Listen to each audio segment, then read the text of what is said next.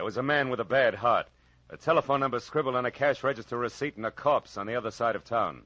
But I couldn't see the connection between them until I realized that they were all tied together by the same long rope worth $30,000.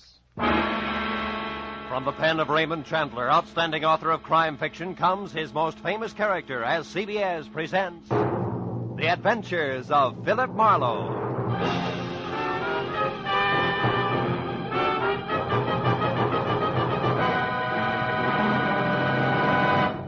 And now, with Gerald Moore, starred as Phillip Marlowe, we bring you tonight's exciting story, The Long Rope.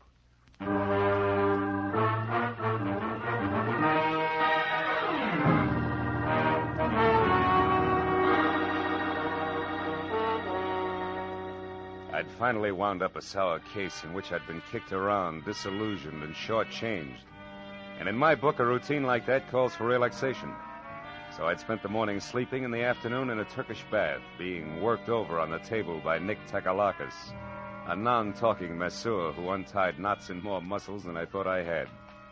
He was trying to tear loose my Achilles tendon when the phone rang. It was for me. Nick wouldn't let me up, so I took it lying down.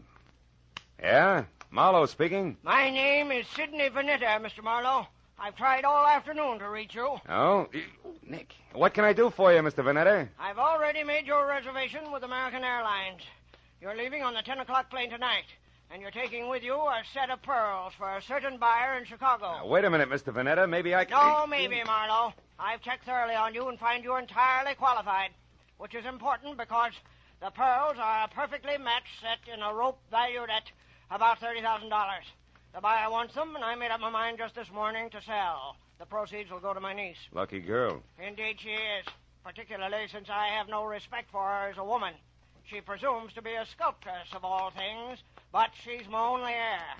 I'm selling the pearls simply because I know she would, and I can get more for them. Yeah, Hey, Nick, wait a minute, will you? Why all the hurry, Mr. Vanetta? First, the buyer is leaving Chicago tomorrow. Second, my heart may fail me at any moment.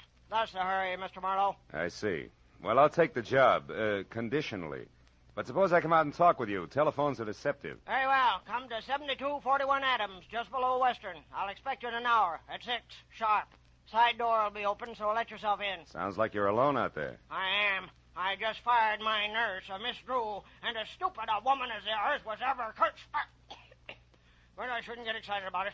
I've engaged a new one, due here at 5:30, but who will no doubt be late. So, as I say, Marlowe, when you get here, just let yourself in. Goodbye. Goodbye. Well, Nick, you better hurry it up. I got to see a man about a rope worth $30,000. Yeah, that's right. A rope worth $30,000.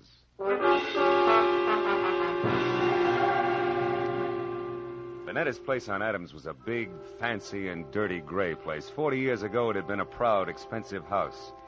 But now it squatted at the back end of a rundown yard like a bitter old man too tired to move. I found the side door unlocked and went in. The hallway was dusky and had the odor of moldy wool. I called Vanetta's name but got no answer. So I poked on in until I heard the snapping of an open fire. It came from the library. A big chair was drawn up in front of the fireplace, and there Vanetta sat, his chin sunk deep in his chest and his eyes closed. I coughed, but he didn't hear me, so I stepped close and shook him gently by the shoulder. All it took was a gentle shake. He sagged forward and poured out of the chair like stiff syrup. Mr. Vanetta was dead. I started for the phone to report the body, but then I heard gravel crunch in the driveway. Someone else was coming in that side door, so I stepped out into the hall and waited. Mr. Vanetta, it's... Oh. Who are you? Phillip Marlowe. Who are you? Steve Temple. I'm Mr. Vanetta's business agent. Here on business now? Yes, I am. It's all the same to you. I came to see Mr. Vanetta regarding some pearls. So if you'll excuse... Oh. Yeah, the pearls can wait. Their owner's dead. So it finally happened, huh? You're taking the news very well, Temple. I've been expecting it every day for 5 years. You found him, I suppose? Mm-hmm. We had an appointment at 6. He wanted me to fly his pearls to Chicago. What are you staring at, Temple? Why, there's a bottle of medicine here. What about it? For years, he's kept this stuff beside him in case of an attack. Yet, when he actually needed it, it was over here on the sideboard out of his reach. Ironic, isn't it? Very. He fired Miss Drew, his old nurse, today and didn't expect the new one until 5:30. Say, do you happen to know her name? No one. You mean he's engaged a new nurse? That's right. She's an hour late already. Yeah. Well, for once, that doesn't matter to Mr. Vanetta. Say, Temple, are you acquainted with his niece? Vivian Russell? Mm-hmm. Of course. She's a sculptress. There's a studio out on Fountain, near Bronson, I believe. She was to get the proceeds from the pearls. Well, I assumed that, although nothing was ever said. She's his only heir. Where would those pearls be now? I kept them in a wall safe behind that picture there, consistently against my advice. Yeah, sure. Opens with a key. Where would that be? He carried it with him on his watch chain. Why? What are you going to do? I'm going to take a look at the pearls and then have them impounded. Yeah, this must be the key. Let's open it up. It's there, that velvet case. As big as an overnight bag. Must be some string of beads. It is, Marlowe. Here, let me open it. There.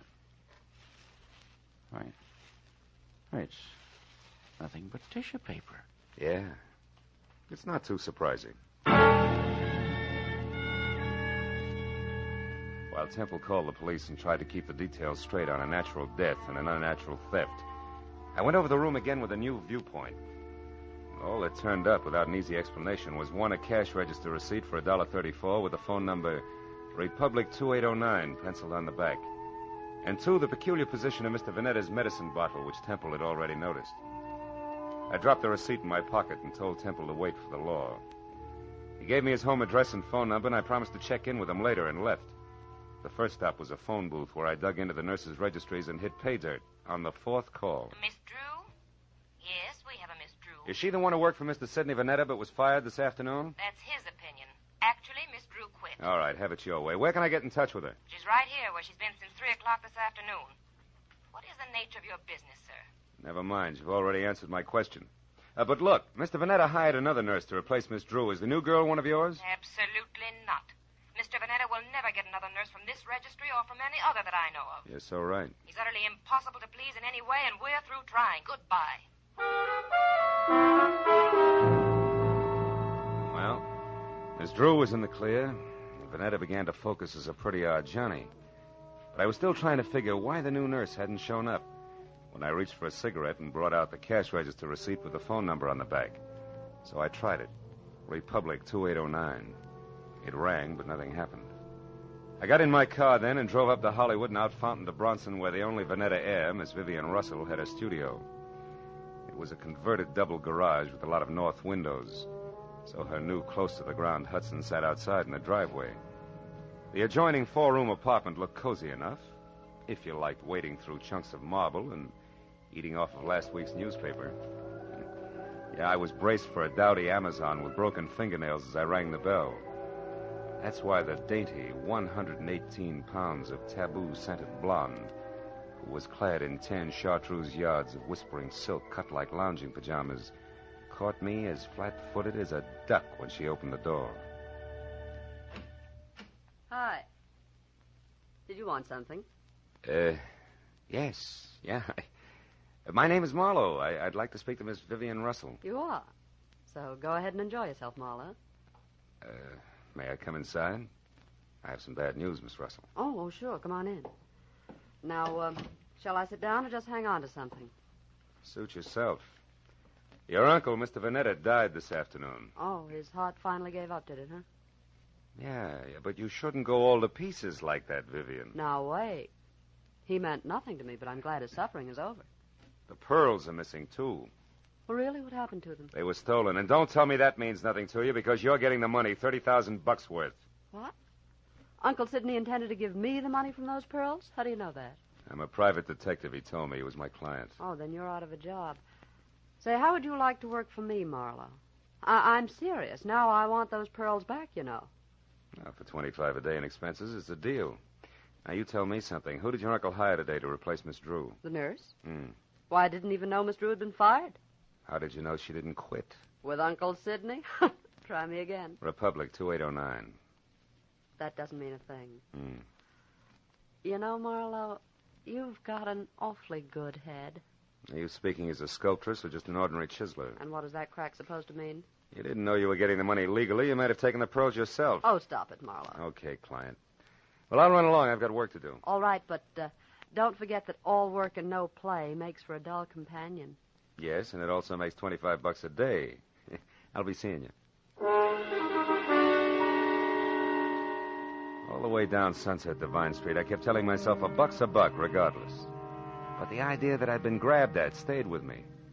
Vivian Russell had plenty of motive as a dry land pearl diver, and if that's true, she'd need a patsy just to keep her abreast of the situation. I turned north on Vine and twisted up Beechwood Drive to 2000, the number Steve Temple had given me. He had had 2 hours of playing 20 questions policeman style, and I figured it was time to check his score. Also, Temple was the man to fill in a few blanks on my new client for me. His place was dark, but I got out anyway and started up the walk to his door. I'd gone about a dozen steps into a tunnel of overhanging shrubs when I heard it. Psst. Hey, you. I turned as a man stepped out onto the walk and came toward me slowly. He was tall, wiry, with a thin, arrogant face that sneered out from under an expansive forehead big enough for 3 sets of eyebrows. All shaggy. We're going to have a talk, Mr. Temple. Hey, you're not Temple. Now we both know that. I'm a friend of his. What do you want with Temple? I've got a message for him, but it's personal. Who from? Like I say, it's personal, mister. I'll be back later. Come here. I said I'm a friend of Temple's. If you got a message for him, I'll see that he gets it. Well, okay, then. Tell him that some of his friends are too blasted nosy. Go! The guy with the forehead had a great left jab and a pair of hurdler's legs, and by the time I untangled myself from the brush and got out on the walk again, he was gone. Well, I knew it was a waste of time, but I tried Temple's doorbell twice before I went back to my car. Nothing made sense, except that somebody who knew his way around had stolen a long rope of pearls. And somewhere in the city was a nurse who hadn't shown up on a new job. Beyond that, it was all question marks. Well, I drove down to the filling station on the corner and went inside to the phone. I started to call police headquarters, but instead dropped the nickel in and dialed Republic 2809 again, just on a hunch.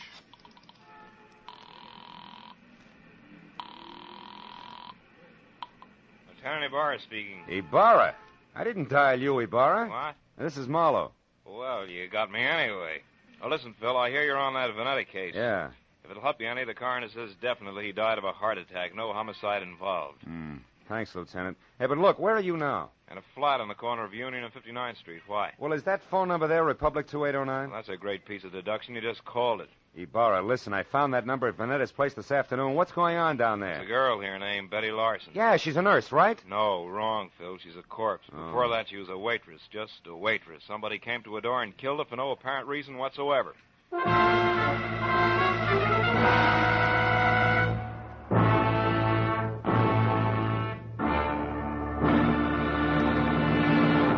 In just a moment, we will return to the second act of The Adventures of Phillip Marlow. But first, Jack Benny will be along on CBS tomorrow night with one of his funniest shows ever. In addition to his regular hecklers, Dennis, Don, Phil, Mary, and Rochester, Claudette Colbert and Vincent Price will pay a call on Jack. And with Don Wilson still wanting a raise in pay, and with Jack still trying to starve him into talking terms, you're sure to find the situations full of the hilarity and fast-moving fun that have made CBS's Jack Benny Show the top-rating comedy of all. Yes, remember, CBS also means Catch Benny Sundays. Now, with our star, Gerald Moore, we return to the second act of Phillip Marlow and tonight's story, The Long Rope.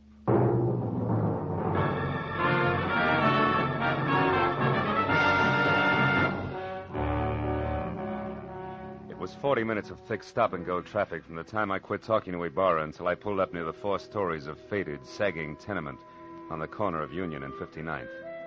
But even then, the crazy question that had been weaving in and out of my mind like a 2 a.m. drunk looking for the way to go home was still with me. Why was the telephone number Republic 2809 bracketed by a couple of dead people who, as far as I could see, should have had nothing to do with each other in the first place? And right there, for the 10th time running, I drew a complete and unabridged blank. But a minute later, when I climbed out of my coupe and over the bumpers of the half-dozen squad cars that were jammed into the narrow street like so many toy autos that a kid had forgotten about, I quit asking myself riddles and started looking for Detective Lieutenant Ibarra, a quiet man who always preferred fact to fancy. I found him in a cheap but clean uniform-crowded room on the second floor, standing a few feet away from the body of Betty Larson, A girl in a bathrobe who had once been something pretty in her early 20s.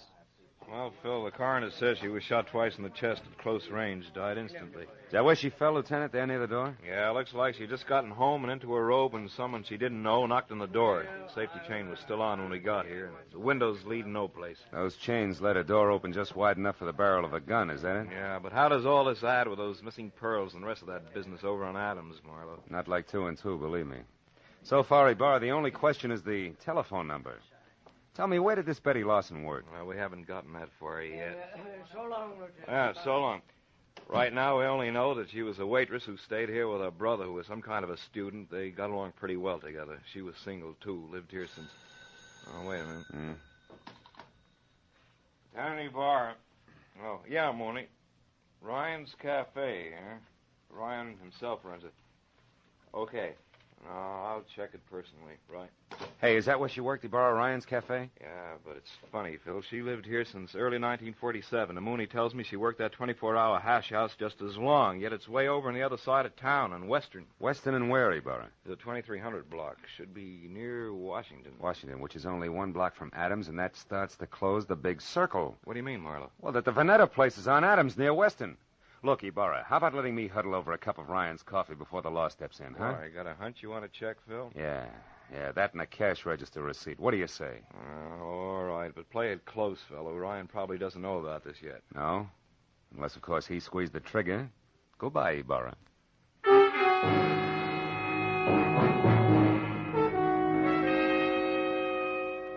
I was a half hour getting over to Ryan's Cafe on Western, which turned out to be a lot of steamed-over plate glass, bragging about a 40-cent hot roast beef sandwich in 2-foot-high white chalk letters. And inside, the motif was the same. Everything that Mr. Ryan sold was a bargain. I slid onto a shaky stool opposite a cash customer who was something dirty in a torn overcoat buried deep in a handicapper's sheet and coffee. He looked up once, grinned no teeth at me, then hollered for Ryan in the kitchen, who said that he only had 2 hands and would be out in a minute. But before those 60 seconds ran out, I looked around, and over in a corner, in a collection of trash piled next to a broom, I saw a very welcome piece of paper. It was a brother of the cash register receipt that I'd found on Sidney Vanetta's desk, the one that had tied Betty Lawson's murder onto the rope of pearls. I turned back to the counter just as Ryan started toward me. He was a little bigger and a little better looking than the average ape, and on his right arm, under thick, coarse black hair that was long enough to braid, there was a tattoo of a dancing girl who, if Ryan ever shaved about his wrist, would freeze to death. What'll it be, mister? Coffee? Yeah, and a little information. You know Sidney Vanetta, Ryan? That screwball with a bump ticker over on Adams? Yeah, I know him. Why? What's up? His time on Earth, for one thing, he's dead. Too bad. Should have taken it easier. Cream? No, pearls. What'd you say? Nothing. Ryan, who brought that tray up to the Vanetta place this afternoon? I did. Sure it wasn't Betty Lawson? I'm positive. None of the girls would go near that place. Vanetta was hard to get along with. Now you tell me something. What are you, mister? Newshound, collection man, or cop? Getting warm, Ryan. I'm a private detective named Marlowe. I'm thrilled. Good night. Before I finish my coffee? Before I throw you out. I don't like too many questions. Not even easy ones, huh? Like who murdered Betty Lawson? Betty's dead? Yeah. Over in her flat on 59th Street, shot twice with a .32. When'd you last see her, Ryan? Why, a couple of hours ago when she quit for the night. Marlowe, the cops got any idea who did it? I don't know. Right now they're looking for a boyfriend. You're crazy. Betty didn't have a boyfriend. Outside of you? Outside of me. So I'm going over to straighten them out now. Mitchie! Mitchie! Yeah? Get out here and take over. Okay. I gotta move fast. No, you don't, Ryan. Betty's dead, remember? Yeah, but whoever did it ain't. Now, don't try to stop me, Marlowe. You'll get hurt. Look, Ryan, why don't you play smart and... what's the use? Go on, start running. You won't get very far.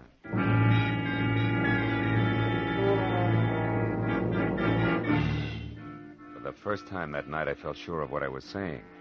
Because even as Ryan had squared himself away to play bounce the private detective, I suddenly noticed a friendly face working hard over a stale donut at the far end of the counter. It was Lieutenant Ibarra. And when Ryan tossed his apron aside, grabbed at his coat, and slammed out the front door, Ibarra turned and nodded at a short man nearby who was idly picking his teeth with the end of a book of matches. At that, the man dropped the matches into his pocket and left. Then Ibarra moved over to me. Didn't mean to crowd you here, Phil, but after you left, we found out that Ryan and Betty Larson used to see quite a bit of each other. Don't apologize, Ibarra. Probably would have cost me a couple of front teeth if I hadn't noticed you. Warm up your coffee, mister? Yeah, please. You, Ibarra? No, Phil, I got to move now. You see, I don't think Ryan did this. I told Mooney to follow him, but not to pick him up. The chances are good that Ryan's heading straight for Betty's apartment to demand that the police find out who killed his girl, so I'm going the other way, to Ryan's house. There may be another woman in this. A jealous one. But no rope of pearls. Huh? No, Marlowe, I don't think so. Good night now. Night, Lieutenant. Well, Mitzi, how long have you worked here? A couple of days. But I don't know nothing about Mr. Ryan. I'm a married woman, and What do you think you're staring at, mister? Maybe something wonderful, Mitzi. Tell me, baby, do you always wear that kind of a uniform when you're working here? Sure. Ryan says us girls should look neat and clean. It helps business. Anything wrong with that? No. Matter of fact, it might be just the lead I'm after. What are you talking about? Yeah, and if I'm right, baby, the rest of this case will be a cinch. So good night and thanks. You've been a big help, sweetheart. When I got back to the corner of Union and 59th, I took the stairs up to Betty Larson's flat 2 at a time, crossed the fingers on both hands, and prayed that Ibarra was right about Ryan returning to his girl's place. When I stepped into the room a second later, I knew that I'd never doubt the good lieutenant again because standing next to an open window and staring out at nothing was Ryan himself, numbed and red-eyed. I asked him one question, and although his answer was only a couple of words mumbled between trembling lips, it was all I had to know. Now everything. Betty Larson's murder, the death of Vanetta, the guy with the forehead and the missing pearls, the whole shebang was starting to fall together. Oh, come on, baby. Be home, please. Hello? Marlow, Vivian. Look, honey, I want you to do me a favor. Get hold of Steve Temple and meet me over at your uncle's place on Adams as soon as possible. I need your help. Goodbye. Well,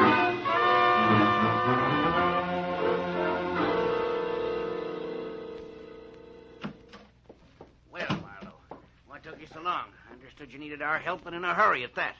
I had quite a way to come, Temple. Is Vivian here? Yes, Marlowe, Vivian's here, and that means that we can stop counting noses. Now, why do you need our help? Catch someone who stole once and murdered twice? Murdered twice? That's right. You know, it's my guess that whoever stole that rope of pearls also moved Vanetta's medicine out of reach when his heart started skipping beats. Can you prove that? No, I can't. But it doesn't matter, really, because the guilty one also killed a party named Larson. And when you pay for one, Vivian, you paid for them all. I don't follow you, Marlowe. Who are you talking about? I'm not sure, but this much is certain. Vanetta called me at 5. When I got here at 6, he was already dead and the pearls were gone. Now, I figured that whoever took them argued with him first, which makes that person, 1, somebody who knew Vanetta, and 2, responsible for the old man's death. Then the new nurse couldn't possibly have been the one who stole the pearls. No, but the new nurse could have been the one who overheard everything while standing right here. Haven't you been able to find this nurse? No, not yet. But sooner or later, honey, I'm sure we'll catch up to him. Him? Yes, Temple, I said him. Nurse Larson is a male with a lot of forehead and few ethics. The person you killed was a Sister Betty, a waitress. And don't move, Temple, or I'll be glad that I was forced to put holes in you. Temple's the one? He stole the rope of pearls? Yeah. But this Nurse Larson who saw him do it got in touch with him, right, Temple? It was filthy blackmail. Which you were going to stop by a filthier murder, and you almost did. Because somehow or other you got the right room in the right house on Union and 59th, but the wrong party. Isn't that about it, Temple? Yes, Marlowe. That's about it. Oh, leave me alone, Temple. Now, Marlowe, you don't shoot me without going through Vivian first. Dear Vivian, Sidney's precious niece was going to have the pearls all to herself. Don't move, Marlowe. It'll cost Vivian her life if you do. I doubt that very much, Temple. Larson. That's right. Joe Larson, forehead and all. Now, you, Temple, step away from that girl or I'll tear you to pieces. No, Larson, no. Now, we can still do business like you said in that note you sent me. I'll split with you. Shut up. You forget 2 things, Temple. First, you tried to kill me. And second, you did kill my sister. Now, why don't you run for it? Or are you afraid? Which is it? Come on, Temple, talk. I am afraid. Well,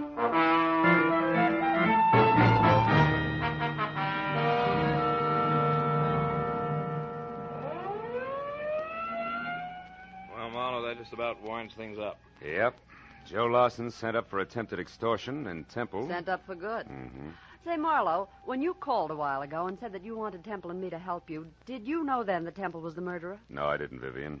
Then I only knew that whoever had killed Betty Lawson had mistaken her for the new nurse, and that the actual nurse was Betty's brother, Joe. Where'd you get hold of that, Phil? Well, it started in Ryan's Cafe, Barra, just after you left.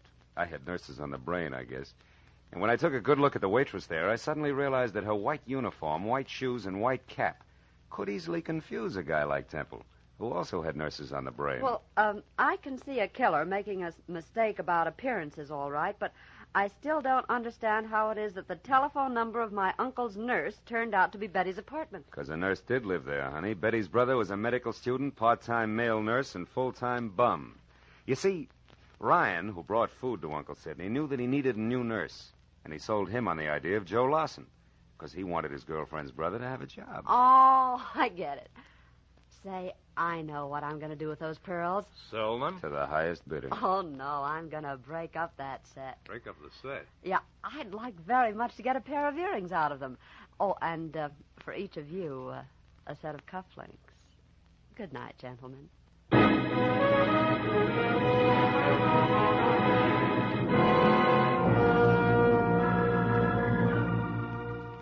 When Vivian got into a car, aimed it toward a collection of chipped rocks on Fountain near Bronson, and waved goodbye, it was nearly 3 o'clock in the morning. No. After I said so long to Ibarra and started back to my apartment on Franklin, an idea hit me for the first time. A pearl is the result of the irritation of an oyster, a disease. And when you string a lot of diseases together, the result is frequently a plague. But it's from plagues like that I make a living. That's what I get for reading books. I wonder if I'll ever go any place where I can wear pearl cufflinks.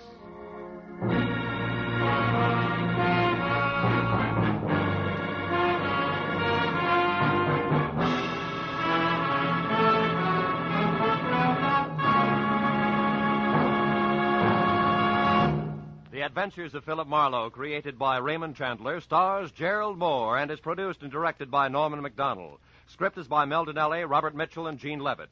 Featured in the cast were Junius Matthews, Louis Van Ruten, Fay Baker, David Ellis, Lillian Byeth, and Ed Begley. Lieutenant Detective Ibarra is played by Jeff Corey. The special music is by Richard Orant.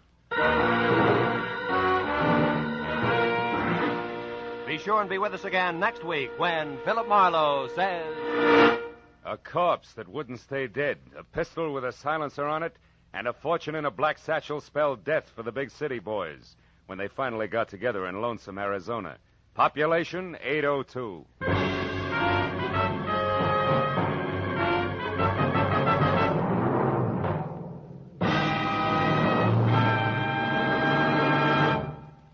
Stars light, stars bright, and that's no optical illusion. The brilliant gleaming list of stars on CBS tomorrow night. Van Johnson's the star on the Prudential Hour drama.